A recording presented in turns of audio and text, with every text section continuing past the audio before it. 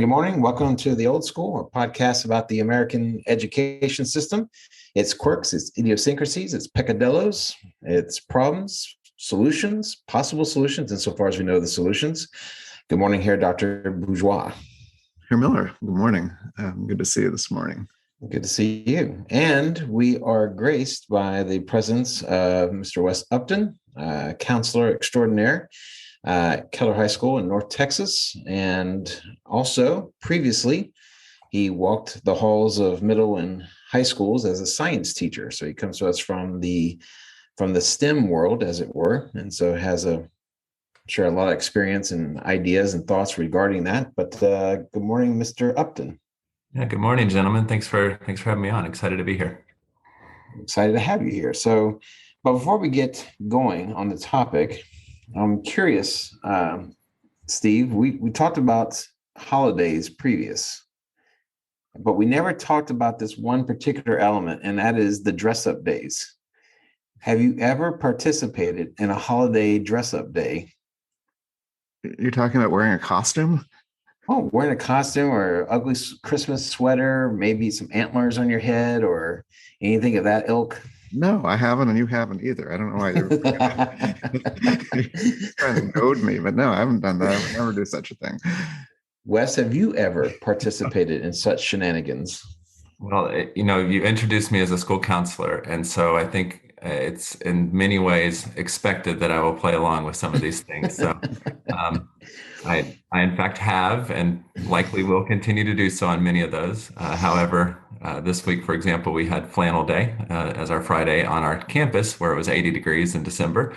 So that was a nice one. But additionally, we had a counselor training that day, which was Pajama Day. And I have yet to participate in a Pajama Day because that's a little beyond my comfort zone. So there is a line. That's what you're saying. Yes, absolutely.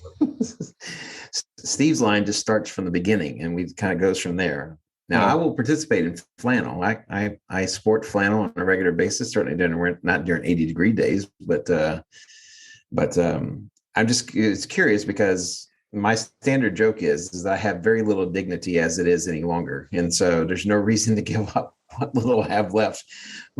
You see people walking around with like elf shoes with bells on the toe or what have you. And I just... Steve, you have any thoughts on teachers who dress up as elves with bells and everything? I think maybe you'd have to be really young and they kind of gave you the wrong information ahead of time and you just show up there. But I have worn a flannel shirt or two and I always regretted it because it's much warmer than you think it is. Then you're stuck all day sweating.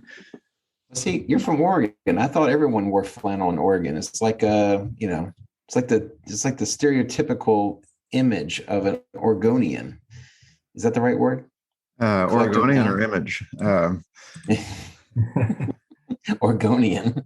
I don't know. So Ross, why don't you take us into our topic because I kind of shut this down. I don't, we discussed Christmas, but maybe I'm interested, in the counselor's perspective of this time of year because there's a lot going on in your world, Wes, I'm sure, as we approach the end of the first semester. Oh, definitely, yeah, and I'm not sure. There's a lot to process in terms of wrapping up an academic term, and Ross, you can probably speak to this too, being in the front lines as a teacher of all the pleas and bargaining that occurs at this time of year to get things racked up by students and a lot of facilitating of that I think that we do in our world to help get kids in a place where they can finish up as to the best of their ability despite whatever may have happened historically. And just going into the holidays is a lot of unknown for a lot of people because school, which I think we all know is a place where there's a lot of stability and structure and that sort of thing for students that helps maintain a certain expected quality of life. And I think our students miss that when they go on break for many of them. So that's a very interesting transition for them. Would be. So maybe give us an idea of where you spend like 75% of your time at work. Yeah. Well, and my role is a little different. I don't have a student caseload in my current role.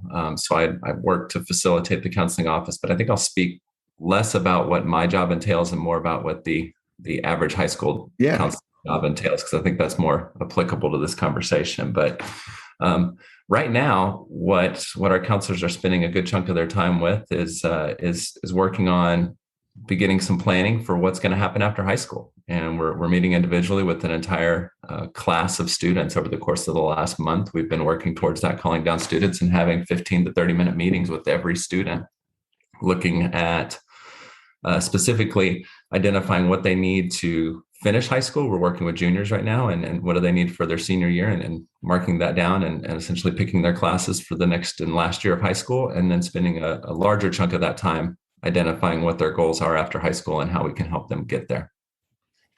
Curious, because one of the things that, of course, you and the other counselors have to balance is, the state of the student, what their abilities are and what they're not, and also trying to balance, a good course load, but then also making sure that they're not overdoing it or they're not overburdening themselves. How do you make those decisions when you're having these individual conversations with students? Yeah, I think the key to that is it's a very responsive meeting, and it requires a lot of attention to both the will and desire of the student, and recognizing some of the whatever data points we may have to help discuss with the student. In our current situation at our school, everything is essentially open enrollment, meaning a student can choose any level of course for any number of courses in which they want to take, meaning they can take a course at AP or dual credit or what we deem the regular class.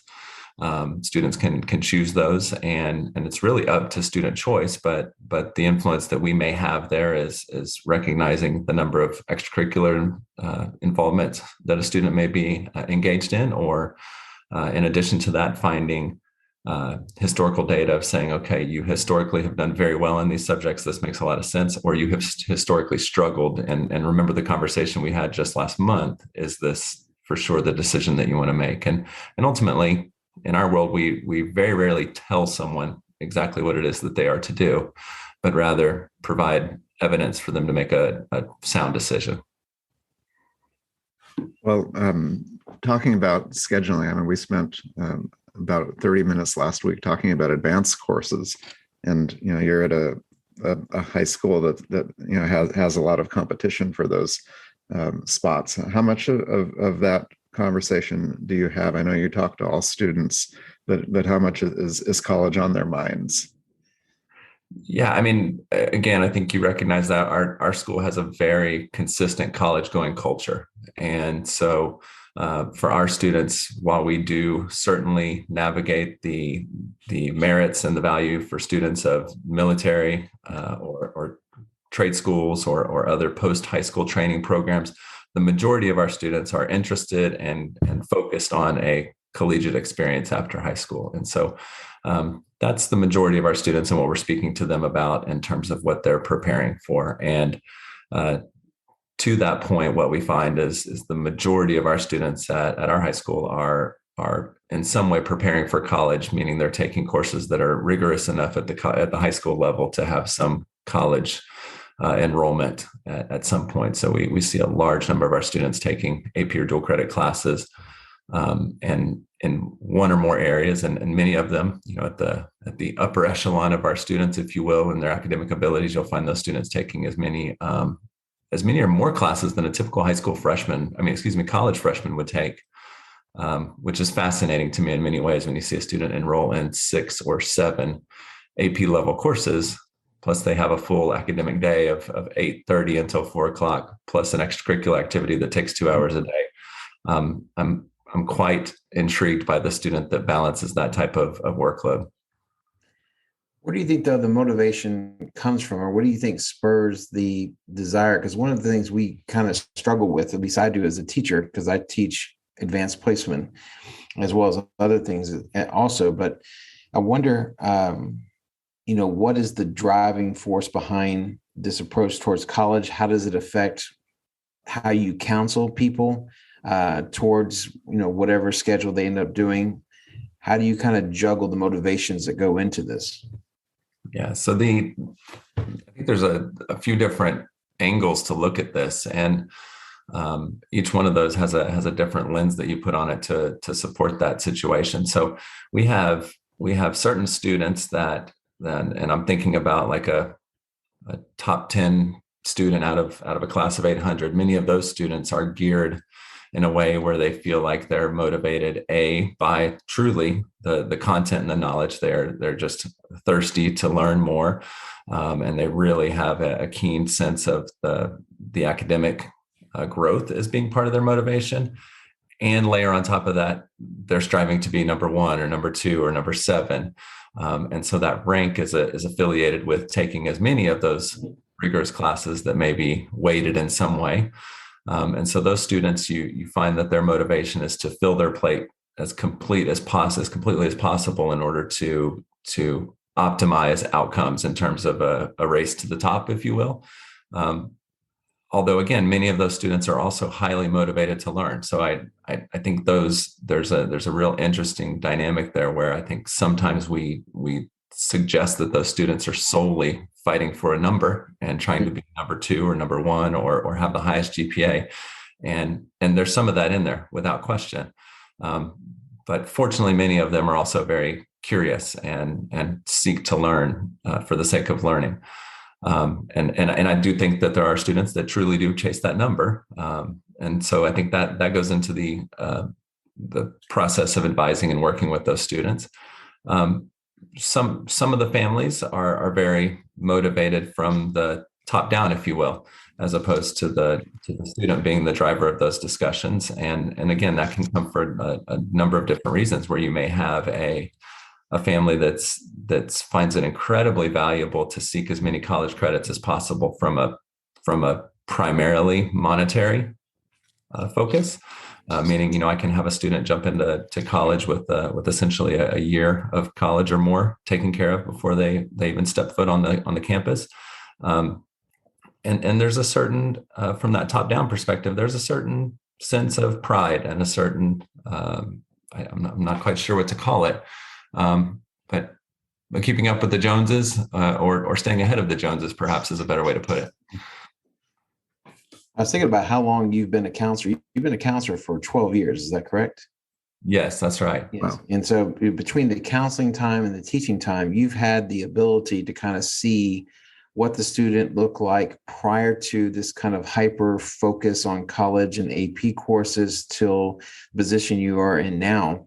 We talked last week and you had mentioned that you had listened to the podcast. We talked about what this does to students and how does it affect them. And we kind of focused on some of the negative aspects of it, but certainly there has to be some positive ramifications to this. I'm wondering, from your position, what do you see as like some of the major, potential pratfalls to this kind of focus, as opposed to what might serve as a kind of a benefit to what these kids are going through? Sure. Yeah, I think, and I'm a parent of a recent high school graduate as well, and so I'm going to use some of that as my lens. Mm-hmm. And so, for example, my own biological child is very STEM focused specifically, and no offense, he's not as interested in the humanities. So he took those classes because they were part of a required degree plan, but had they not been, would not have been part of his course of study. And so I find that some of the benefits of this can be certainly is essentially providing a sense of well-roundedness and a sense of perspective that otherwise may not be built if you're only focusing in on your primary areas of interest, and doing it at a level that is rigorous and challenging and engaging, I think, was something that was very meaningful. Again, whereas if left to their own devices, in my own instance, it may not have been something that they would have taken. It was definitely something that was enriching and valuable in that experience. But I can also say from that same perspective, given the opportunity for my own biological child to take dual credit over the summer for an English class, as opposed to taking it in the AP setting, very quick to sign up for that to get the credit, potentially get the college credit, and move through that subject to focus more on the areas of interest. As far as some of the benefits that I think are really valuable moving on, just for the experience in and of itself, I mean, I often hope and maybe naively hope that we all step into something with a willingness to learn because we just want the learning to be the outcome that is most important. And I do think that many students, whether they know that or not, do walk away with that experience. And what I find in terms of a research proven thing is students that will be enrolled in rigorous classes in high school are very likely to be successful, much more likely to be successful in college, and much more likely to complete college if they've had some exposure to that type of experience in high school. So students that take at least a dual credit class or an AP level class are statistically significantly higher college completers than those who do not in the high school setting. So I think that's the biggest draw when I look at it from an enrollment perspective. Is obviously I hope that they're taking away some great learning from that experience, and I also hope that they are positioning themselves to know what college level rigor and expectations are, so when they walk out, they're not surprised by it. So Wes, you mentioned STEM, and Ross and I talk a lot about STEM. That we have in the state of Texas, and you can maybe explain this better than I could, but the pathways that students are really selecting in 8th grade for their high school experience. So they're in that process now. And STEM is one of the options among others. And you were there probably for the transition to that initiative. What are your reactions to it? How's it working? Yeah, so and hopefully your listenership is so broad that I'll explain it across the globe for those that are not Texas listeners. That it's just us actually here. Yeah. Nobody else is out there. We're it's all smoke and mirrors. Voice into the wilderness. That's right. So as you say, the plan in Texas that came about several years ago is a plan that in fact does require students to make a 4-year plan that completes high school with what we call an endorsement, which is essentially very similar to choosing a major in college. And so we ask our 13-year-olds to decide what they want to be when they grow up and write it down and put it in a file, basically.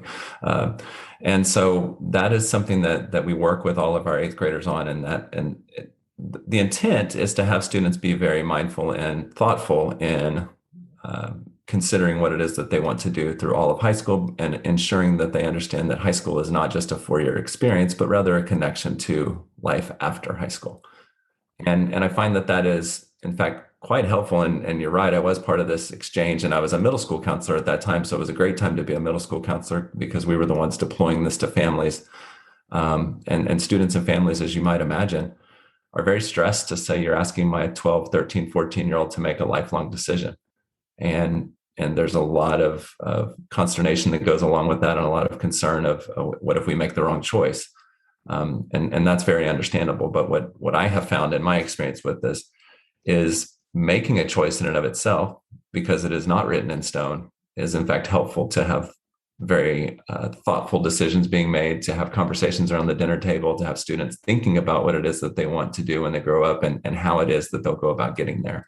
And so there's massive value added, I feel like, in the educational experience by spending time processing that at a middle age, so that as they learn, and learning can very well be in this process, not falling in love with a profession or a trade or a topic, but rather understanding I don't love that, and moving forward at a time when it's still in a public school setting, taxpayer funded, and you just change your mind and it's okay.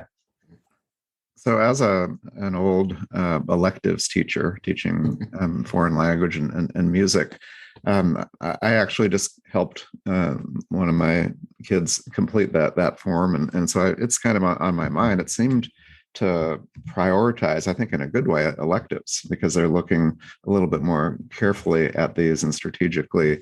Has it had a beneficial or a positive effect on the elective programs?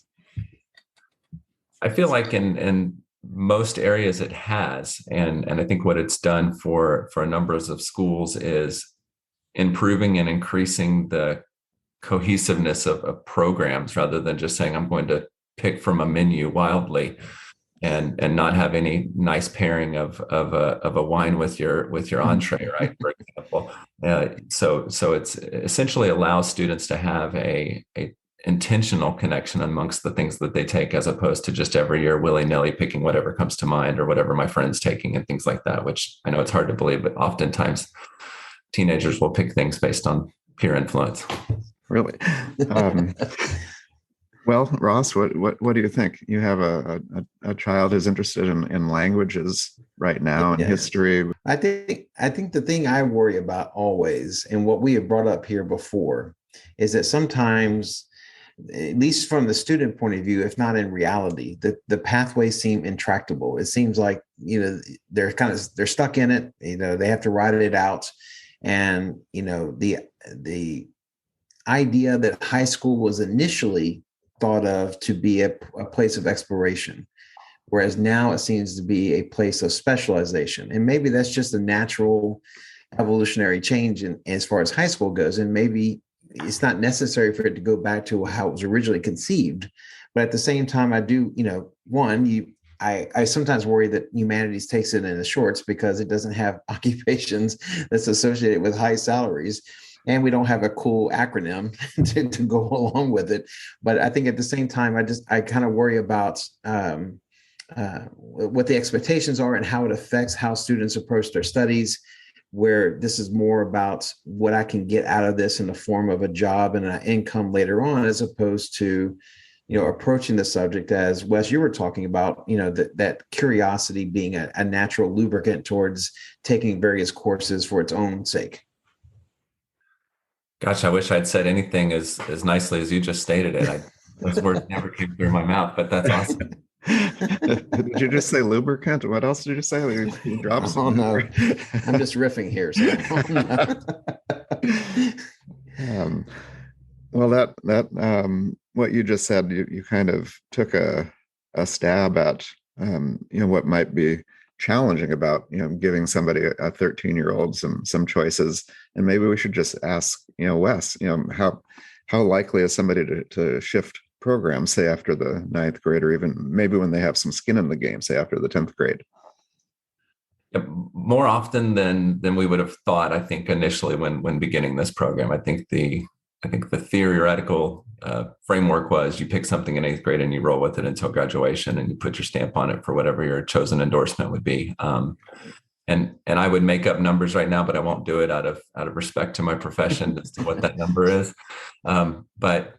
But students change their mind at a pretty considerable rate, and to the point of, for example, the humanities maybe suffering for not having the best acronym yet, is one of the great points I feel like in our current school setting is that you have the ability to do a multitude of things. And so it is very common for our students to have a focus in the humanities, for example, taking a 4th or 5th foreign language, in addition to being involved in an engineering program or being involved in a culinary program or a business program. And so having the ability to do a multitude of things is more common than not amongst our students.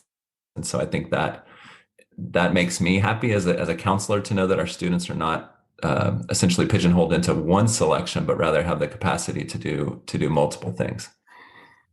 Well, let me give you an example of scheduling, since we're called the old school. Way back when, when I was in high school, we had a standard graduation plan, but they also had a different one. It was actually called Plan 3. So not just 2, but 3, where you had complete control of what you wanted. So imagine turn loose with this. I mean, I was a musician, a pianist. I was in string orchestra. So I had like 4 music classes. I mean, all throughout I had string orchestra. I had choir where I was an accompanist. I had a ensemble. And then I also had an hour of practicing. And so that was basically half of the school day. And then I had German, which I took actually it was 3 years back then, and then sprinkled in some core subjects. So that's kind of an extreme case. I mean, right now the elective possibility is relatively small compared to that. I agree that the free-flowing nature of what you just described is not something that exists in the current construct at all. Yeah, it was kind of blown away long ago with the state testing. And I mean, when we had that 4x4 kind of dropped in, the flexibility is relatively a small portion of that overall schedule right now. Well, and I was reflecting as well. If we'll go back to my old school memories as well as being an early science teacher, and in my first year or two of teaching, and we certainly had state standards and things that we were working towards teaching. But I wrote a proposal in my first couple of years of teaching to teach a group of students, and I pre-tested students, and if they demonstrated mastery, I gave them the ability to go during that unit instructional time to do individual research projects in science. And I happened to have a park near the school that I worked in, and I sent students out to do any number of things, surveying and identifying trees, and looking at the underwater topography of a pond, and doing things like that that were completely unique to their experience because we were geographically where we were. But all I essentially did was have them pre-test, and if they already knew what we were supposed to teach for the next month, then why sit them through the class period for that 2 weeks of learning and allow them to do something different? And I reflect on that now and just think that I had students roaming about in a city park with walkie-talkies. That was my level of supervision. With GPS walkie-talkies, and that's how I was keeping tabs on kids. And I just think, how did I ever get away with this? It was a better era, it sounds like. I mean, because we are putting kids in a classroom, like you said, kind of sit it out, even though they're maybe not being challenged. So I think Ross, I speak for Ross and myself, that we do like the idea of a pretest. I think that's brilliant.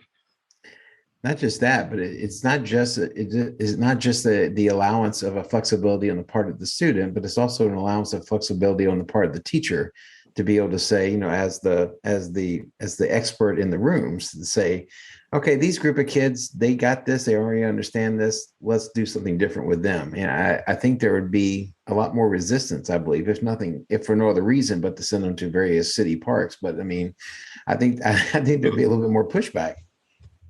Without a doubt, like I said, there's just reflection on that and wondering how no one got injured and how I still maintained it. So, but it worked out, and I'm sure it was a very memorable experience for those students. I wonder, from the counseling point of view, what do you do with a student like me? Because unlike our very driven friend here, Steve, who's taking God knows what, I don't really recall my high school years. I certainly don't recall ever talking to a counselor about what I was supposed to do. If there was a conversation, it probably was like a 2-minute conversation to say, here, Ross, this is what you're going to do. They weren't worried about college prep classes because no one thought I was going to college. So they just said, here, kid, do this, and then off you go. When you have a kid who is a low performer, who may be bright, I may be bright, who may be smart enough to maybe take on harder things, but doesn't seem to have the drive to do so.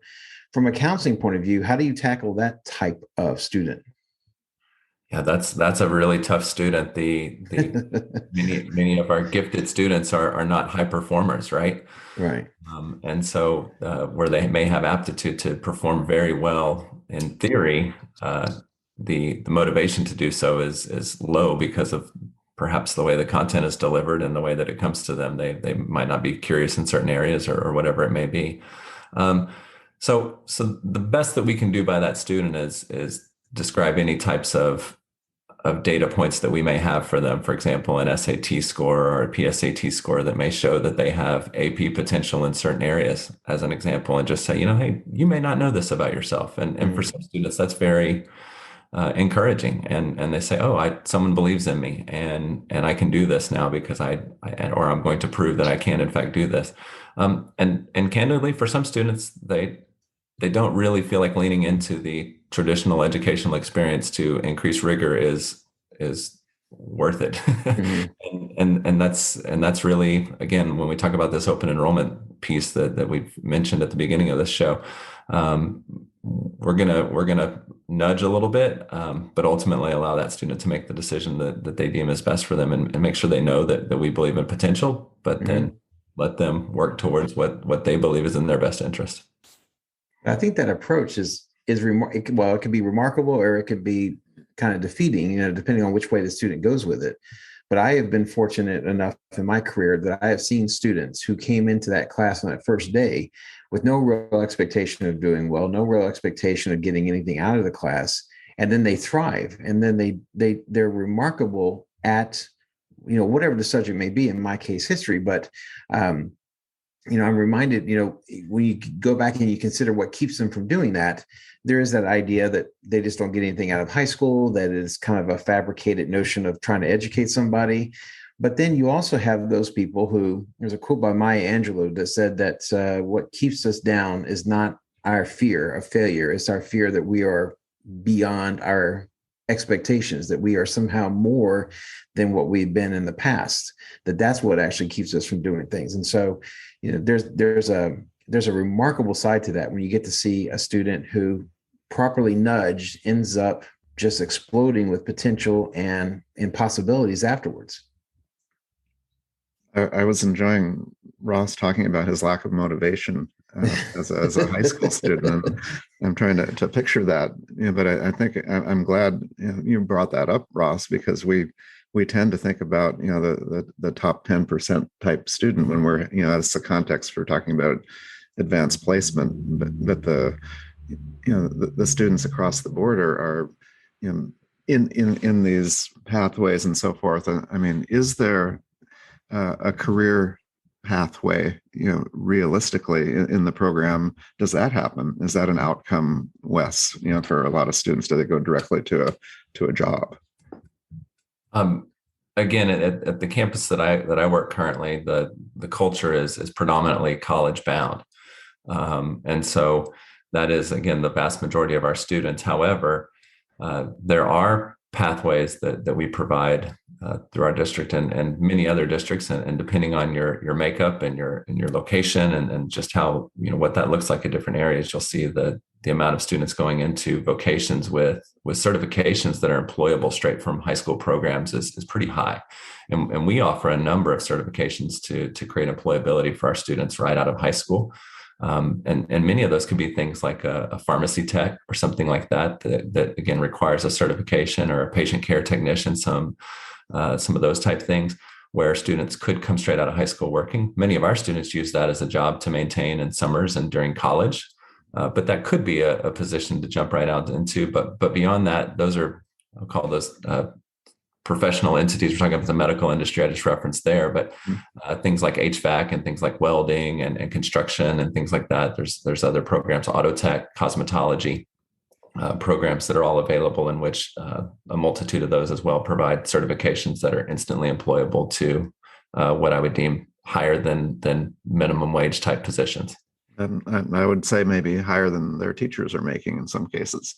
Sure. And the example of welding, for example, you're fairly likely to make more than a first year teacher coming out of that into that field right out of high school.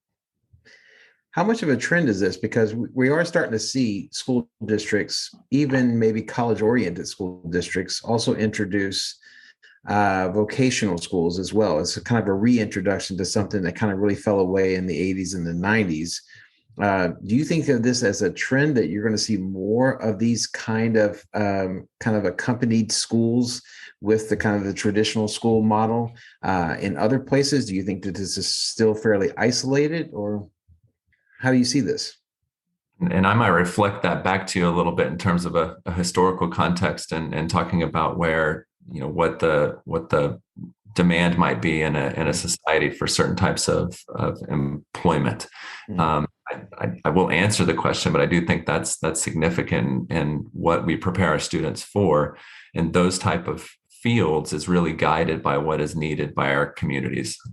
And so creating logistics, for example, in our area is a big industry. And so creating students that are trained in those areas can be very helpful. And so just acknowledging and recognizing what future trends look like for employment and needs to continue to have a functioning community at large, and working to ensure that we're putting individuals out into the marketplace, if you will. I know these are real human beings. I made them sound very inhumane in the way I described that, but the idea of ensuring that we have the workplace filled with individuals that are ready to perform the tasks that we all deem important or necessary is the key to this. Well, I'm intrigued not only about what you just said, but also the fact that earlier on you said you listened to one of our episodes. Did you listen to the one or multiple?